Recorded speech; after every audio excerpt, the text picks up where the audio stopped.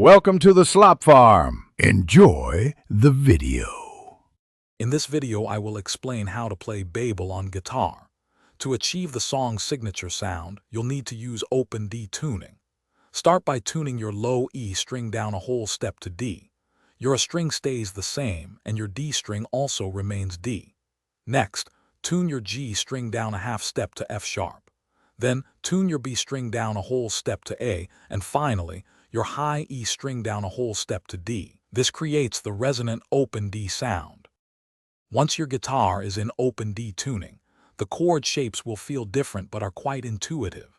For the B minor, place your second finger on the 9th fret of the 6th string and your first finger on the 8th fret of the 3rd string. The G major chord uses your 2nd and 3rd fingers on the 5th fret of the 6th and 3rd strings respectively. A D major chord is often played by simply strumming all open strings. To play a major, slide your G major shape up 2 frets to the 7th fret. The strumming pattern for Babel is crucial for capturing its energetic feel. The song often uses a compound time signature, giving it a distinctive pulse. For the verse, a common pattern is a quick down, down, up, down, up. It's important to emphasize the initial downstroke to give it punch. Practice this pattern repeatedly, aiming for a consistent rhythm.